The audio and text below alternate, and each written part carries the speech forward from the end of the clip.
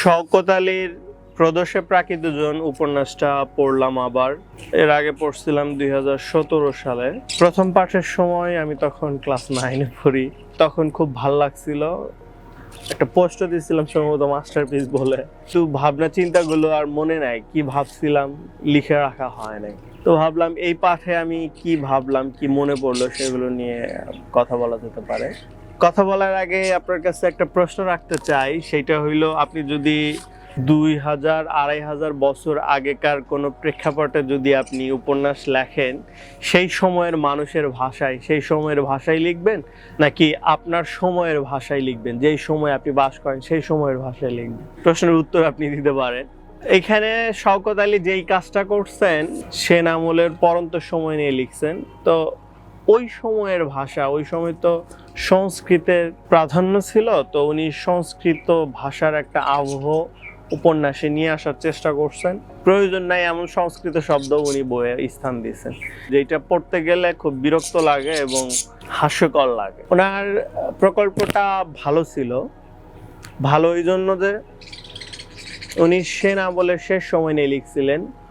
ওনার একটা ইন্টারভিউতে উনি বলছিলেন যে এই অঞ্চলে, মানে বাংলাদেশে কেন এত মুসলমান, মানে এই অঞ্চলের মানুষ এত বেশি পরিমাণে মুসলমান হইলো কেন? এই অঞ্চলের মানুষ নিম্ন বর্ণের হিন্দুরা ছিল এবং ছিল বৌদ্ধরা, তো এরা এত বেশি মুসলমান হইলো কেমনে?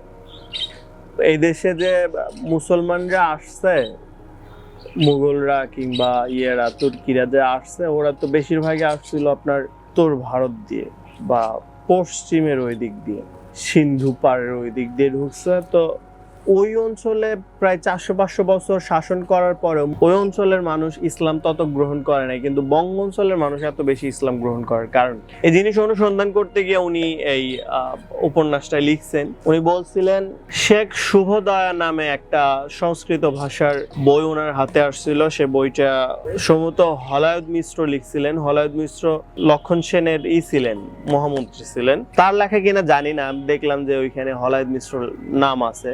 সম্ভবত সেনদের পতনের পরপরই শেখ শুভদয়া বইটা লেখা হয়। তো সেখানে কিছু গল্প আছে বা উপদেশ আকারে জিনিসপাতি আছে, যেখানে মুসলমানদের আগমন নিয়ে কথাবার্তা আছে। তো সেইখান থেকে কিছু দৃশ্য উনি এই বইতে স্থানও দিচ্ছেন, জায়গাও দিচ্ছেন। সময়টা নিয়ে আসলে কেউ ওইভাবে কাজ করে নাই, উপন্যাস লেখে নাই কিংবা মানে ইতিহাসও ওইভাবে লেখা হয় নাই। সেনরা ছিল হচ্ছে গিয়ে হিন্দু। সেনরা বৌদ্ধদেরকে তাড়া দিয়ে ওনারা করে এই দেশে গৌড় এবং সমতট এই অঞ্চলে ওরা রাজত্ব কায়েম করে। প্রায় 200 বছর রাজত্ব করছে। শেষ সম্রাট ছিল হচ্ছে লক্ষণ সেন। সেনদের পতন হইল কেন, পতনটা কেন জরুরি ছিল এবং এই পতনটা ঠেকানো গেল না কেন, এইসব নিয়ে এখানে উপন্যাসটাতে অনুসন্ধান করা হয়েছে। আসলে এমন অবস্থা হয়েছিল যে আসলে পতনটা ঠেকানোর ব্যাপারে কোনো প্রস্তুতি ছিলই না, বরং জনগণও চাচ্ছিল যে পতনটা হোক এবং বাইরের মানুষ আইসা যদি সাধারণ মানুষকে রক্ষাও করতে পারে তাতেও তাদের কোনো আপত্তি নাই। বরং এই অঞ্চলের বৌদ্ধরা মুসলমানদেরকে আরো ডাইকে নিয়ে যাচ্ছিল, যারা চাচ্ছিল যে আইসা আক্রমণ করুক। এরা প্রথমে ভাবছিল যে মুসলমানরা তো ভিনদেশী, আইসা হয়তো ভাগ্য অন্বেষণের জন্য আইসা হয়তো লুণ্ঠন টুণ্ঠন করে চলে যাবে সম্পদ নিয়ে, পরে বৌদ্ধরা আবার পাল আমলের মতো হয়তো আবার তারা শাসন কায়েম করতে পারবে। কিন্তু সেটা হয় নাই। মুসলমানরা এখানে থেকে যায় এবং এই অঞ্চলে ইসলাম বিস্তার করে, ইসলামের প্রচার করে। শওকত আলী আখতারুজ্জামান ইলিয়াসের বন্ধু ছিলেন, এটা হয়তো আপনারা অনেকেই জানেন। আরেকটা তথ্য জানা দরকার যে শওকত আলী ছিলেন বাম ঘরানার লেখক। বামপন্থার রাজনীতিতে উনি সক্রিয় ছিলেন। বামপন্থী যে মাইন্ডসেট, যে চিন্তা চেতনা, চিন্তাধারা, সেটা এর উপরে কোনো প্রভাব পড়ছে কিনা এটা নিয়ে কথা বলা যেতে পারে। এখানে শ্যামাঙ্গ নামে একটা চরিত্র আছে যে মৃৎশিল্পী, যে মাটির ফলকে মূর্তি বা চিত্র নির্মাণ করে সে, এবং আরেকটা গুরুত্বপূর্ণ চরিত্র লীলাবতী। এই দুইজনের ইটা নিয়ে আমরা আলোচনা করতে পারি যে এখানে লেখকের ইনফ্লুয়েন্সটা আছে কিনা বা লেখকের যে বায়াস সেটা উপন্যাসের ক্যারেক্টারের ভেতরে কোনো প্রভাব ফেলছে কিনা। শ্যামাঙ্গ এবং লীলাবতী দুজনেই আসে বগুড়া বা পুণ্ড্রনগরীতে। সেখানে একটা দরবেশ আছে আহমদ, সে তার আশ্রয় নেয়। তারা যখন আসে পুণ্ড্রনগরীতে তখন তারা মাতালদের আক্রমণের শিকার হয়, শ্যামাঙ্গকে মারে লোকাল যে গোন্ডারা এবং লীলাবতীকে রেপ করার জন্য অপহরণ করে। ওই সময় মুসলমানরা আইসা তাদেরকে বাঁচায়, লীলাবতীকে শ্যামাঙ্গকে নিয়ে সুস্থ করে নিয়ে যায় হচ্ছে মুসলমানদের কেন্দ্রে বা দরবেশের দরবারে, এখানে বলা হচ্ছে যবন কেন্দ্রে। এখানে দেখাই যে মুসলমানদের কেন্দ্রটা ছিল ওই সময়ের মানুষদের জন্য একটা আশ্রয়স্থল, দুস্থ অসহায় নারীদের জন্য, শিশুদের জন্য, রোগীদের জন্য, নিপীড়িত মানুষের জন্য, সব ধরনের মানুষদের জন্য ছিল একটা আশ্রয় কেন্দ্র মুসলমানদের কেন্দ্রগুলো, দরবেশদের কেন্দ্রগুলো। উপন্যাসে এই জিনিসটা ভালোভাবে দেখায় যে দলে দলে মানুষ এখানে গিয়ে মুসলমান হয়। এমনকি লীলাবতীও ওদের আচরণ এবং ওদের যে সাম্য ব্যবস্থা সেটাতে ইনফ্লুয়েসড হয়, সে মুসলমান হয়ে যাওয়ার চিন্তা করে। এমনকি শ্যামাঙ্গকেও বলে আসো আমরা মুসলমান হয়ে যাই, আমরা তো মুসলমান হইতে পারি। কিন্তু শ্যামাঙ্গ মুসলমান হয় না। শ্যামাঙ্গ তার যে ধর্ম সেটা বিসর্জন দিতে চায় না, বলে যে স্বধর্ম ত্যাগ করলে তো তার নিজস্বতা বলতে কিছু থাকে না, এবং সে ঐতিহ্য ধরে রাখার চেষ্টা করে। কিন্তু লীলাবতী শুধু ধর্ম আর ঐতিহ্য দিয়ে না, যে ধর্ম লীলাবতীকে মানুষ হিসেবে স্বীকৃতি দেয়নি, যে ধর্ম লীলাবতীর অধিকার দেয়নি, সামান্য মানবিক যে অধিকার সেটাও তাকে দেয়নি। তার বিয়ে হয়েছিল এক বিকৃত মস্তিষ্কের লোকের সাথে, সেই লোকের সাথেই তার সারা জীবন কাটাইতে হবে, এরকমই একটা সমাজ ব্যবস্থা তখনও ছিল, মানে বিবাহ বিচ্ছেদের কোনো সুযোগ ছিল না। কিন্তু লীলাবতী যখন গিয়ে শোনে যে ইসলাম ধর্মে ডিভোর্সের ব্যবস্থা আছে, যদি স্বামী স্ত্রীর ভিতরে বনিবনা না হয় তাহলে চাইলে ডিভোর্স হইতে পারবে, মানে লীলাবতী বা শ্যামাঙ্গর যে ধর্ম সেই ধর্মে একবার বিয়ে হইলে সারা জীবন তাকে নিয়ে মৃত্যু পর্যন্ত তার সাথে থাকতে হবে। অন্তত নারীদের ক্ষেত্রে, পুরুষরা বহু বিবাহ করতে পারতো কিন্তু নারীদের কোনো ওয়ে ছিল না, নারীদের কোনো অধিকার ছিল না, নারীদের কোনো রকম কোনো সুযোগ সুবিধা ছিল না। স্বামী খারাপ হোক বা ভালো হোক ওইটাকে নিয়ে তার আজীবন থাকতে হবে। তো লীলাবতী এখানে সে একটা বাস্তব চরিত্র, মানে লীলাবতী শ্যামাঙ্গকে বলে আমি মাটির পুতুল না, মানে তুমি যে পুতুল বানাও সেই পুতুল আমি না, আমি জীবন্ত চরিত্র, আমি মানুষ, আমার জীবন আছে, আমি আমার চিন্তা মতো, আমার পছন্দ অপছন্দ মতো আমি অ্যাক্ট করতে চাই, ধর্ম পাল্টাইতে চাই, আমার যে জীবন ব্যবস্থার দরকার, আমি যেটা আমার পছন্দ আমি সেটাই গ্রহণ করতে চাই। লীলাবতী শ্যামাঙ্গকে পুশ করে ইসলাম গ্রহণ করার দিকে, কিন্তু শ্যামাঙ্গ অটল থাকে, বলে যে সে অপশন দেয় লীলাবতীকে যে তুমি আমাকে নিবা নাকি তোমার ধর্মকে নিবা, মানে ইসলামকে নিবা নাকি আমাকে নিবা। লীলাবতী দেখছে যে আসলে মানে শুধু সজ্জা কিংবা প্রেম দিয়ে তার চলবে না, তার একটা গোটাল জীবন ব্যবস্থার পরিবর্তন দরকার। সে নিজেকে মানুষ হিসেবে দেখতে চায়, মানুষের যে মৌলিক অধিকার, মানুষের যে মৌলিক চাহিদা সেই ইসলামে খুঁজে পাইছে, যেটা তার যে এক্সিস্টিং ধর্ম হিন্দু ধর্ম সেই ধর্মে সে পায় নাই, সে সেইখান থেকে বের হইতে চায়। কিন্তু শ্যামাঙ্গ সেসব যুক্তি শুনতে চায় না, বলে যে না আমি স্বধর্ম ত্যাগ করবো না, স্বধর্ম জাত গেলে আর কি থাকে, টিপিক্যাল হিন্দু চরিত্রের যে একটা সেইটা আছে। এখানে লেখক দেখাইছেন যে কিছু মানুষ মুসলমান হয়েছে এবং কিছু মানুষ হয় নাই, যাদের হয় নাই তাদের একটা প্রতিনিধি হিসেবে শ্যামাঙ্গকে রাখছে লেখক। এটা লেখকের একটা স্বকৃত চেষ্টা আর কি। প্রথমে মনে রাখতে হবে যে এটা একটা ফিকশন, লেখকের এখানে যতগুলো চরিত্র আছে সবই কাল্পনিক, বাস্তবে এদের অস্তিত্ব নাই। শ্যামাঙ্গকে রাখছে হিন্দু ধর্মের প্রতিনিধি হিসেবে, যে কিনা অন্য ধর্ম আসার পরেও সেটা যতই ভালো হোক, জীবন ব্যবস্থার যতই উন্নতি করুক বা মানুষকে যতই মানুষ বানাক বা অধিকার দিক, সে বাপদাদাদের ধর্ম ত্যাগ করতে চায় না। এটা একটা ভালো পয়েন্ট। অনেকেই তো আছে এখনো এই উপমহাদেশে, বহু মানুষ আছে হিন্দু ধর্মের, বহু মানুষ আছে, শত শত কোটি মানুষ আছে, তো এটা একটা ভালো জিনিস রাখতে পারে। এখানে যে লেখক শওকত আলী, তিনি একজন মুসলমান হইলেও সেকুলার এবং ধার্মিক না, অধার্মিক, যে ধর্ম নিয়ে কারবার করে না, ধর্মতে তার ওইরকম পার্টিসিপেট নাই, কিন্তু একজন সচেতন মানুষ হিসেবে, একজন ইউনিভার্সাল ম্যান হিসেবে সে একটা উপন্যাস লেখার চেষ্টা করছে। সেইখানে এসে দেখাইছে যে কিছু মানুষ আছে যারা হিন্দু ধর্ম এটা একজন ধার্মিক লোকও করতে পারে। ধার্মিক লোকরাও যদি ফিকশন লেখে, তারা যে সবাইকে জোর করে মুসলমান বানায় দিবে এরকম নাও হতে পারে, একদম ফালতু লেখক ছাড়া। মূল পয়েন্টটা হচ্ছে এখানে শ্যামাঙ্গ ইসলাম গ্রহণ করলো না কেন। এখানে লেখক হয়তো দেখাইতে চাইছেন যে শ্যামাঙ্গ তো একজন শিল্পী এবং শিল্পীর স্থান তো ইসলামে নাই। এটা হইতে পারে, আমি শিওর না যে উনি এটা ভেবে লিখছেন, তবে এটা থাকার একটা আশঙ্কা আছে। কেননা আমাদের দেশে এবং সেকুলাররা কিংবা অন্যান্য টিপিক্যাল যেই বুদ্ধিজীবীরা কিংবা টিপিক্যাল যে সমালোচকরা, তারা মনে করে যে ইসলামে তো আসলে শিল্পী এবং শিল্পের কোনো স্থান নেই। ঘটনা তো সেইটা না। শওকত আলী নিজেই তো একজন মুসলমান, মানে তার নাম হইলেও এবং ধর্ম হিসেবে তার ইসলাম আছে, সে তো একজন মুসলমান। মানে সে যদি ধর্ম নাও মানে, শওকত আলী তবু একজন মুসলমান, কিন্তু সে ইসলাম মানে না। তো শ্যামাঙ্গ কি সেটা করতে পারতো না? মানে সে মুসলমান হইতে পারতো, কিন্তু সে ইসলাম অতটা না মানলেও কোনো ক্ষতি ছিল না। মানে ওই সময় যে ইসলাম যারা গ্রহণ করছে তাদের উপরে তো আর তরবারি ধরে রাখা হয়নি যে তোমাকে করতেই হবে। মুসলমান চিত্রশিল্পী কিংবা ভাস্কর তো আছে, নাই এমন তো না। তো এইখানে শ্যামাঙ্গ যে ইসলাম গ্রহণ করে নাই, লেখক যদি এইটা দিয়ে এই বুঝাইতে চান যে আসলে শিল্পী এবং শিল্পের স্থান ইসলামে নাই, তাইলে এটা লেখকের দুর্বলতা বলা যেতে পারে এবং লেখকের পক্ষপাত বলা যেতে পারে। কিন্তু তিনি যদি এইটা না বুঝায় শুধু এইটা বুঝাইতে চান যে শ্যামাঙ্গর মতো কিছু মানুষ ছিল যারা নিজ ধর্ম ত্যাগ করতে চায় না, তাইলে ঠিক আছে, তাইলে এখানে হয়তো আমরা কোনো পক্ষপাতের কথা বলতে পারবো না।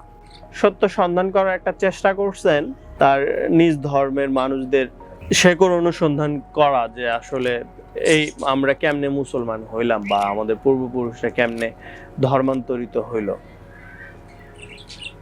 এইখানে লাস্ট যে ঘটনাটা হয়েছে, শ্যামাঙ্গ যে মৃৎশিল্পী, সে মূর্তি বানাইতো, শেষ পর্যন্ত সে মুসলমানদের হাতে নিহত হয়। শওকত আলী এখানে বলতেছেন যে আসলে, আমি পড়ি, প্রশ্ন উঠতে পারে শ্যামাঙ্গকে নিয়ে, তার মৃত্যু কি অনিবার্য ছিল? ইতিহাসের দিকে দৃষ্টি রেখে আমাদের বলতে হয়, হ্যাঁ, অনিবার্যই ছিল তার মৃত্যু। তার মতো মৃৎশিল্পীকে জীবিত থাকার অধিকার দেয়নি ওই সময়ের সমাজ ইতিহাস। উপন্যাসের শুরুতে তো দেখা যায় যে বরং হিন্দু ধর্মী সুধীর মিত্র, যে কিনা মহাসামন্ত, যার তত্ত্বাবধান, যার অর্থায়নে একটা মন্দির নির্মাণ করা হচ্ছিল এবং সেখানে এই শ্যামাঙ্গ গিয়ে ওইখানে কাজ করতেছিল গুরু বসুদেবের সাথে। বসুদেব শ্যামাঙ্গ একটা নতুন ধারার কাজ করা শুরু করছিল। রামায়ণের চিত্রগুলো করতে গিয়ে উনি এই অঞ্চলের মানুষদের দেহ অবয়ব নিয়ে আসার চেষ্টা করছিল এবং কিছু সাধারণ মানুষের দৃশ্য অন্তর্ভুক্ত করার চেষ্টা করছিল, যেটা গুরু বসুদেব পছন্দ না করলেও প্রশ্রয় দেওয়ার চেষ্টা করছে, যেহেতু তার শিষ্য। কিন্তু মহাসামন্ত সুধীর মিত্র সেটাকে প্রশ্রয় দেয় নাই, বরং রেগে যায়। ওই সময়টা ছিল খুব খারাপ। তো গুরু বসুদেব বিচলিত হয়, যেহেতু সুধীর মিত্র এবং মহাসামন্তরা সেই সময় বহু ক্ষমতাধর এবং অত্যাচারী, তারা এটাকে করে নাই। তারা যেহেতু এটা পছন্দ করে নাই, সুতরাং অর্থায়ন বন্ধ হয়ে যাবে এবং এটার একটা বাজে পড়বে, মানে গুরু বসুদেবের উপরে আক্রমণ আসতে পারে বা সে রোষানলে পড়তে পারে। তাই সে ওগুলো ভেঙে ফেলে, মানে শ্যামাঙ্গর যে তৈরি জিনিসপত্র, মূর্তিগুলো, সেগুলো ভেঙে ফেলে। সেইখান থেকে সে চলে আসে। পরে বুঝতে পারে যে না, আসলে মহাসামন্ত সুধীর মিত্রের না পছন্দের কারণে এটা আসলে ভেঙে ফেলা হয় এবং ব্যথিত হয় গুরু বসুদেব। শিল্পীর আসলে স্বাধীনতা বলে কিছু ছিল না, যারা ক্ষমতাবান তাদের পছন্দ অপছন্দই ছিল আসলে মূল। শুধু শিল্পী না, ব্যক্তি স্বাধীনতা ছিল না, নারী পুরুষ একজন মানুষও কেউ নিরাপদ না, এমনকি ব্রাহ্মণরাও নিরাপদ না। সমজিৎ উপাধ্যায় যে একজন ব্রাহ্মণ এবং হলায়ত মিশ্র মন্ত্রীর বাল্যবন্ধু, মানে সে মোটামুটি ক্ষমতার কাছাকাছি থাকা লোক, কিন্তু সেই ব্রাহ্মণও রক্ষা পায়নি, কারণ সে চাইছিল যে মানে সামন্তরা যে অত্যাচার করতেছে এই অত্যাচারগুলো বন্ধ হোক। সামন্ত হরিসেনের বিরুদ্ধে, অত্যাচারের বিরুদ্ধে, পিপলিহাটে যে অত্যাচারটা হয় সেই অত্যাচারের বিরুদ্ধে বলতে গেছিল লক্ষণ সেনকে। হলায়ত মিশ্র যেহেতু বন্ধু, তার মাধ্যমে যাইতে চেয়েছিল, কিন্তু হলায়ত মিত্র বলে এটা করে লাভ নাই, আসলে কোনো উপায় নাই। মানে লক্ষণ সেন তো লক্ষণ সেন, সে কিছু করবে না, কারণ রাজার যে ক্ষমতা এটা তো আসলে সামন্তদের হাত দিয়েই, মানে সামন্তরা যদি কোঅপারেট না করে রাজা তো টিকতে পারবে না। সামন্তরাও ছোটখাটো রাজা, ভাবছিল যে বৌদ্ধদের উপর অত্যাচার করা হচ্ছিল, মানে বৌদ্ধদের সাথে একটা করা যেতে পারে, মানে সন্ধিতে যাওয়া যেতে পারে, যে অন্তত বৌদ্ধরা এই অঞ্চলের মানুষ এবং তাদের সাথে সংস্কৃতির মিল আছে, তাদের কালচারের মিল আছে, তো চাইলে আমরা একসাথে থাকতে পারি, মানে যার যার ধর্ম সেই করতে পারি, অন্তত মুসলমানদের আক্রমণটা ঠেকানো যাবে। তারা তো বাইরের মানুষ, তারা আইসাই আমাদের জাতটার ধর্ম টর্ম সব নষ্ট করবে। কিন্তু অলায়দ মিশ্র এগুলো পাত্তা দেয়নি, যে মানে বৌদ্ধদের সাথে তো কোনোভাবেই বসা সম্ভব না। অত্যাচারী সেন আমলের সাথে ফ্যাসিস্ট হাসিনার আমলের একটা মিল আছে, যে এরাও এরকম অত্যাচারী হয়ে উঠছিল যে দেশের মানুষ সবাই চাইতো যে এদের পতন হোক, কেউ নিরাপদ ছিল না। লক্ষণ সেন এবং হাসিনার মধ্যে উভয়ের মিল হইলো, লক্ষণ সেনও পালা গেছিল, হাসিনাও পালা গেছিল। সব ফ্যাসিস্টদের একই রকম পরিণতি হয় এবং মানে জনগণের যে সাফারিংটা, জনগণের যে দুঃখ কষ্ট, এগুলো আসলে কখনো শেষ হয় না। মানে 800 বছর আগে যেই পরিস্থিতি ছিল, আজ থেকে 1.5 বছর আগেও প্রায় একই রকম। এখনো হয়তো তার খুব বেশি ব্যতিক্রম হয় নাই, মানুষ এখনো সাফার করতেছে। কিয়ামত পর্যন্ত হয়তো এই মানুষের কষ্ট করেই যেতে হবে। সেন আমলের 200 বছরের আগে তো পালদের আমল ছিল, ওইখানে প্রায় দীর্ঘ একটা সময় পালরা শাসন করতো, বৌদ্ধদের ছিল। তো বৌদ্ধরা অত্যাচারী ছিল না, তারা হিন্দুদের সাথে একসাথে বসবাস করতে পারছিল। কিন্তু সেনরা তো আসছিল দক্ষিণাত্য থেকে, মানে সাউথ ইন্ডিয়ার লোক ওরা ছিল, মানে সেনরা। তারা আসার পরে এই অঞ্চলের যে বৌদ্ধদের যে আদিবাসী বা যে এখানকার যারা অরিজিনাল বাসিন্দা, তাদেরকে খেদায় দেয়, তাদের উপর অত্যাচার করে, বৌদ্ধদেরকে মেরে ফেলে, মঠ ভাঙে, বিভিন্ন ভাবে করে। এমনকি শশাঙ্ক যে একটা ভালো মূর্তি আছে, সেও কিন্তু বৌদ্ধদেরকে ছাড় দেয় না। এমনকি এই উপন্যাসের ভেতরেই সেই কথাটাও আছে, যদিও উপন্যাস তো না, ইতিহাস না, কিন্তু বিভিন্ন জায়গায় দেখা যায়, বিভিন্ন সোর্সে রেফারেন্সে দেখা যায় যে হিন্দুরা বৌদ্ধদের উপর প্রচুর অত্যাচার করছে, যেটা বৌদ্ধরা অতটা করে নাই বা করলেও সে মেনশন করার মতো না। উপন্যাসে দেখা যায় যে বৌদ্ধরা হইল গিয়া এখানে মূল কালপ্রিট, মানে সেনদের সব থেকে বড় শত্রু এখানে বৌদ্ধরা। হাসিনার আমলে যেরকম জামাত শিবির এবং বিএনপিরা ছিল, জামাত বিএনপি ছিল, সেনদের শত্রু ছিল হচ্ছে বৌদ্ধরা। বৌদ্ধদের ভেতরে এখানে দুইটা ছিল মত, একদল চাচ্ছিল যে মুসলমানদের সাথে একটা করে ডিল করে এখানে করা, মানে তাদের নিয়ে এসে এই রাজত্ব দখল করা এবং মুসলমানদের সম্পত্তি, মানে তাদের লুটতারাজ হয়ে গেলে, তাদের সম্পত্তি নেওয়া হয়ে গেলে তারা চলে যাবে, তখন বৌদ্ধরা এখানে ক্ষমতায় বসবে। আর একদল চাচ্ছিল যে না, তাদের দরকার নাই, মুসলমানদের আনারই দরকার নেই, এখন বরং সেনদের সাথে বা হিন্দুদের সাথে একটা চুক্তি করে তারা নিজেদের আঞ্চলিক যে সম্প্রীতি এটা বজায় রাখবে এবং বাইরের শক্তির অন্তত বন্ধ করা যাবে, আক্রমণ অন্তত বন্ধ করা যাবে। কারণ এরা বৌদ্ধরা এবং হিন্দুরা মানে একই কালচারের মানুষ, অন্তত আরো কিছুদিন একসাথে সহাবস্থান করতে পারতো, এইটা তাদের একটা ছিল, একটা গ্রুপের চিন্তা ছিল। কিন্তু শেষ পর্যন্ত কিছুই হয় না, সবাই অপেক্ষা করতে থাকে এবং এটা অনিবার্যই ছিল। মানে সেনরাও ধরেই নিচ্ছে, যারা ক্ষমতাবান তারাও ধরেই নিছিল যে আক্রমণটা হবে। উপন্যাসে দেখা যায় যে শেষ পর্যন্ত মানে রাজারা পালাইলেও কিছু কিছু সামন্ত মুসলমানদের সাথে যোগ দেয় এবং সৈন্যরা, রাজার যে সৈন্যরা ছিল এরাও এদের সাথে যোগ দেয়, দিয়ে লুটতারাজ করে এবং করে। তো এইটা বামপন্থী রাজনীতির একটা মানে কি বলে সাইড ইফেক্ট হতে পারে, মানে মুসলমানদেরকে ভিলেন দেখানো। আমি জানি না যে আসলে ওইখানে ওই সময় কি হয়েছিল। এখানে লেখকও তার কল্পনার যে স্বাধীনতা সেটা শওকত আলী নিছেন। এখানে উনি হয়তো ওনার যে বামপন্থার ইনফ্লুয়েন্স ছিল সেটা উনি এখানে প্রয়োগ করছেন। প্রদর্শের প্রাকৃতজন আসলে খুব গুরুত্বপূর্ণ একটা উপন্যাস, সব এসপেক্ট থেকে এর গুরুত্ব বুঝতে পারবেন। ভাষা বলেন, সাহিত্য মান বলেন, কল্পনা বলেন, ইতিহাস জ্ঞান বলেন, সৃষ্টিশীলতা বলেন, সবকিছু মিলে একটা খুব ভালো প্যাকেজ। মানে ওই সময় নিয়ে তো এত কাজ হয় নাই আসলে। এই অঞ্চলের মানুষদের ভেতরে নিজেদের ইতিহাস নিয়ে কাজ করার অতটা আগ্রহ ছিল না। মানে আজ থেকে 100 বছর আগেও খুব বেশি ইতিহাস লেখা হয় না বাঙালির, এবং বাঙালি মুসলমানের কিংবা বাঙালি হিন্দুরই বলেন, এই অঞ্চলের মানুষদের ইতিহাস এবং নিজেদের অতীত নিয়ে খুব একটা আগ্রহ ছিল না। এইখানে যে গুরুত্বপূর্ণ চরিত্র বসন্ত দাস, সেও একজন মুসলমান ব্যবসায়ীর সাথে পরিচিত হওয়ার আগ পর্যন্ত জানতোই না যে তার অঞ্চলের ইতিহাসকে, অর্থনৈতিক যেই সমৃদ্ধি ছিল সেটা কেমন ছিল সে জানতোই না।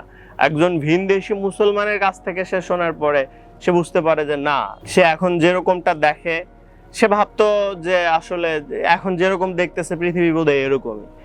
কিন্তু যখন একজন মুসলমানের কাছ থেকে শোনে যে পৃথিবীর অন্যান্য দেশেও গেছে এবং অন্যান্য শাসন ব্যবস্থাও দেখছে, সে যখন বলে যে না, পৃথিবীতে সব থেকে নিকৃষ্ট ব্যবস্থা এখন চলতেছে সেন আমলে, সেন শাসনে, তুমি যেই সময়ে বসবাস করতেছো, তখন বোধোদয় ঘটে। তখন সে বুঝতে পারে যে না, আসলে পৃথিবী তো অনেক বড় এবং হয়তো সব এরকম না। মানে অন্তত তখন সে ভাবতে পারে যে না, এর ব্যতিক্রম হয়তো ছিল। এখানে যেটা বলতেছিলাম যে ওই সময়টা নিয়ে খুব বেশি কাজ হয় নাই ফিকশনে, ইতিহাসেও খুব বেশি তথ্য পাওয়া যায় না। ফিকশন হিসেবে এটার গুরুত্ব অনেক। সেই দিক দিয়ে প্রদোষের প্রাকৃতজন একটা খুব গুরুত্বপূর্ণ। আপনি অন্তত আজ করতে পারবেন যে সময়টা কতটা ভয়ঙ্কর ছিল, কতটা মধ্যযুগ যে আসলে কতটা ভয়ঙ্কর, এবং সেন আমল এবং হিন্দুদের শাসন কতটা খারাপ ছিল, এটা আপনি এখানে কিছুটা অনুমান করতে পারবেন। চাইলে আপনি পড়তে পারেন, খুব বেশি বড় না, 200 পৃষ্ঠার মতো একটা উপন্যাস। এতে হয়তো আপনি নতুন কোনো আইডিয়াও পেয়ে যেতে পারেন। Happy reading.